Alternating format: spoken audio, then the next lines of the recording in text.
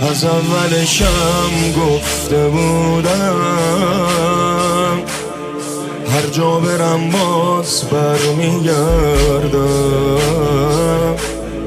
کجا برم آخه منی که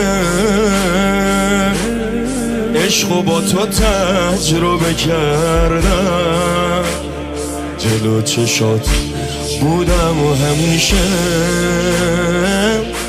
جلو چش تو پا گرفتم. چه جمعه ها که رفت و شنبهش نبودی و عزا گرفتم. چه جمعه ها که رفت و شنبهش